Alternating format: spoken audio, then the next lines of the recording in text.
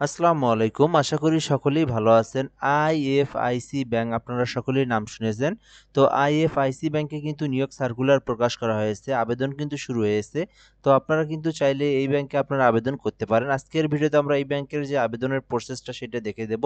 পাশাপাশি কারা আবেদন করতে পারবে, কারা আবেদন করতে পারবে না, এডুকেশনাল কোয়ালিফিকেশন, ব্যাংকের বেতন কত টাকা হবে, পাশাপাশি এবং কত তারিখ পর্যন্ত আপনি আবেদন করতে পারবেন সবকিছু আমি সুন্দর করে আপনাদেরকে বুঝিয়ে দেওয়ার চেষ্টা করব। তো ফুল ভিডিওটা যদি আপনি শেষ পর্যন্ত দেখেন তাহলে এই সার্কুলারটা নিয়ে আপনি যত ধরনের বিষয় জানার আছে সকল বিষয় আপনি জানতে পারবেন এবং আবেদনের প্রসেসটাও আপনি জানতে পারবেন। অবশ্যই আপনি ভিডিওটা শেষ পর্যন্ত দেখবেন। আর পাশাপাশি বলব যদি আপনি চ্যানেলটাতে নতুন হয়ে থাকেন অবশ্যই চ্যানেলটাতে সাবস্ক্রাইব করে রাখবেন। বাংলাদেশের সকল সরকারি সার্কুলার পাশাপাশি প্রাইভেট কোম্পানির যে ভালো ভালো সার্কুলার এগুলো কিন্তু এই চ্যানেলে আপলোড করে দেওয়া হয়। অবশ্যই চ্যানেলটাতে সাবস্ক্রাইব করে যুক্ত থাকবেন। তো IFC bank management trainee programme, তো এখান থেকে নিয়োগ দেওয়া হবে এই ট্রেনি প্রোগ্রাম হিসেবে। তো সিলেকশন প্রসেস দেওয়া আছে এখান থেকে। এডুকেশনাল কোয়ালিফিকেশন কারা কারা আবেদন করতে পারবে, আবেদন করতে পারবে 4 বছর মেয়াদ, অর্থাৎ হচ্ছে 4 বছর মেয়াদি কেউ যদি স্নাতক পাশ করে থাকে, গ্রাজুয়েশন অনার্স পাশ করে থাকে তাহলে কিন্তু আপনি আবেদন করতে পারবেন। আহ, তারপর এখান থেকে হচ্ছে কিন্তু আপনার যারা মাদ্রাসা লাইন থেকে পড়ছেন তারা কামিল পাশ করলে আবেদন করতে পারবেন। অর্থাৎ এখান থেকে যারা ডিগ্রি পাস করছেন তারাও কিন্তু আবেদন করতে পারবেন। ঠিক আছে? সো এখান থেকে আপনাদের যে বিষয়টা যে অবশ্যই আপনাকে থার্ড ডিভিশন থাকা যাবে না, ফার্স্ট ক্লাস থাকতে হবে, ফার্স্ট ডিভিশন থাকতে হবে, class equivalent GPA having no third division থাকা যাবে না, অবশ্যই ফার্স্ট ডিভিশনে থাকতে হবে আপনার রেজাল্টটা। তারপর এখান থেকে দেওয়া আছে বয়সটা হচ্ছে আপনার 32 বছর পর্যন্ত হতে হবে। অর্থাৎ আপনার বেসিক্যালি বয়সটা 22 থেকে 32 বছর, 32 বছর প্লাস হলে কিন্তু আপনি আবেদন করতে পারবেন না। তো আবেদনের ডেডলাইন হচ্ছে 30শে অক্টোবর, আমরা এখানে নিচে দেওয়া আছে। তো 30শে অক্টোবর পর্যন্ত আবেদন করা যাবে। তো আরও 10 দিন সময় আছে আবেদনের। তো আপনারা কিন্তু এই ব্যাংকে আবেদন করতে পারেন। মোটামুটি অনেক ভালো বেতন দিচ্ছে তারা। এখান থেকে ৬৯,০০০ টাকা পার মান্থলি স্যালারি দিবে।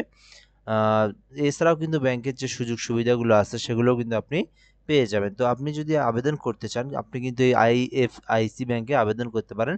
বাংলাদেশের যে কোনো জায়গাতে আপনাকে কিন্তু সিলেক্টেড করে দিতে পারে। তো অবশ্যই আপনারা চেষ্টা করে দেখতে পারেন। শুধুমাত্র গ্রাজুয়েশন পাস অর্থাৎ অনার্স ডিগ্রি পাশে কিন্তু আপনারা এই আইএফআইসি ব্যাংকে আপনারা আবেদন করতে পারেন।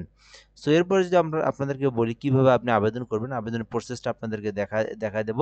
সো আমি যদি একটু পিছনে আসি তাহলে এখানে আবেদনের প্রসেসটা আইএফআইসি ব্যাংকের প্রসেস আবেদনের। তো যাদের পিসি ল্যাপটপ আছে তারা নিজেরাই আবেদন করতে পারবেন। আমার এই ভিডিওটা দেখে দেখে যাদের নাই তারা আমাদের থেকে আবেদন করে নিতে পারেন। আমাদের হোয়াটসঅ্যাপ নাম্বারটা দেওয়া আছে 0177583031 0177583031 এই নাম্বারটাতে হোয়াটসঅ্যাপে শুধুমাত্র এসএমএস দিবেন।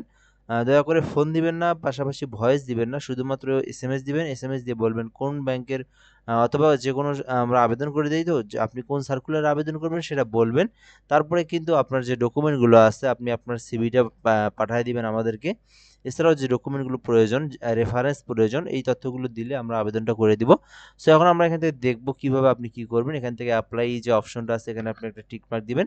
এরপরে এই যে যে প্রসেসগুলো দেওয়া আছে এখানে সকল প্রসেসটা আপনি এখান থেকে পূরণ করে দিবেন। ছবি একটা দিতে হবে, একটা রিসেন্টলি তোলা ছবি দিবেন। এরপরে এখান থেকে এডুকেশনাল কোয়ালিফিকেশনের যে তথ্যটা সুন্দর করে আপনাকে কিন্তু পূরণ করতে হবে। ঠিক আছে? এগুলো পূরণ করার পরে আপনাকে এখান থেকে আপনার এক্সপিরিয়েন্সের বিষয়গুলো আপনি এখান থেকে দিতে পারেন। প্রফেশনাল কোয়ালিফিকেশন সার্টিফিকেট থাকলে দিবেন। আদার্স ইনফরমেশন আপনার যেগুলো আছে স্কিল, সেগুলো আপনি এখান থেকে অ্যাড করে দিবেন। এরপরে এখান থেকে মাস্ট বি যেগুলো দিতে হবে সেগুলো আপনাদেরকে আমি দেখাই আরেকবার এখান থেকে।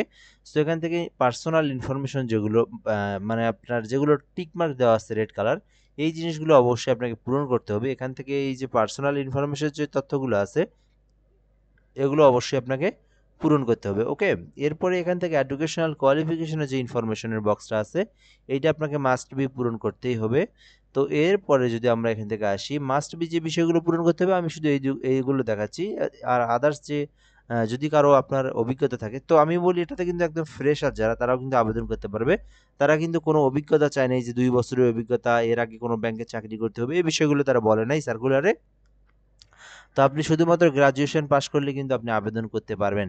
সো এরপরে যদি এখান থেকে আপনাদেরকে দেখাই, এখান থেকে আপনার কম্পিউটারের যদি অভিজ্ঞতা থাকে সেগুলো আপনি দিয়ে দিতে পারেন। তো আমি একবারই বলে দিলাম, তো তারা কিন্তু বলে দিয়েছে একেবারে ফ্রেশার হলেও আবেদন করতে পারবে, মানে শিক্ষাগত যোগ্যতা শুধুমাত্র গ্রাজুয়েশন থাকলে, ঠিক আছে? তো এরপর এখান থেকে রেফারেন্সের বিষয়টা সবথেকে ইম্পর্টেন্ট। এই রেফারেন্সটা কিন্তু আপনাকে দিতে হয় এখান থেকে ২ টা রেফারেন্স। তো এখান থেকে আপনারা কার রেফারেন্স দিবেন? যদি কেউ আপনাদের পরিচিত আত্মীয়স্বজনের মধ্যে কেউ কোনো একটা ব্যাংকে জব করে থাকে, আপনি তার রেফারেন্স দিতে পারেন, অথবা আপনি আপনার কলেজের শিক্ষকেরও আপনি রেফারেন্স দিতে পারেন। প্রফেসর স্যারের কিন্তু আপনি রেফারেন্স দিতে পারেন। এছাড়াও আপনার সরকারি যেকোনো কর্মকর্তা অথবা ভালো প্রাইভেট সেক্টরে যারা কর্মরত আছে, আপনি কিন্তু তাদেরও রেফারেন্স দিতে পারেন নিজের মধ্যে বিশ্বস্ত। সো রেফারেন্স দেওয়ার পরে কিন্তু আপনাকে টিক মার্ক দিয়ে এখানে সাবমিট করে দিলে আপনার আবেদনটা হয়ে যাবে, ঠিক আছে? সো এইভাবে কিন্তু আপনারা আইএফআইসি ব্যাংকে আপনারা আবেদনটা করতে পারেন। মোটামুটি অনেক ভালো একটা সার্কুলার। তো এই বিষয়গুলো, এই ভালো ভালো সার্কুলারগুলো যেগুলোতে অবশ্যই আপনারা আবেদন করার চেষ্টা করবেন। তো এই হলো মূলত বিষয়। এছাড়াও কিন্তু আপনাদের বর্তমানে বেশ কিছু সার্কুলার আছে, যেমন প্রধান শিক্ষক নিয়োগের। তো এগুলোতেও কিন্তু আপনারা আবেদন করতে পারেন।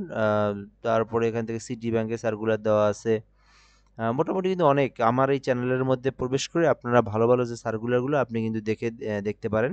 দেখে আপনি কিন্তু আবেদনগুলোও করতে পারেন, ঠিক আছে? আর ইসলামী ব্যাংকের যে সার্কুলারে যারা আবেদন করছেন ৩০ তারিখে সম্ভবত আপনাদের পরীক্ষা হতে পারে।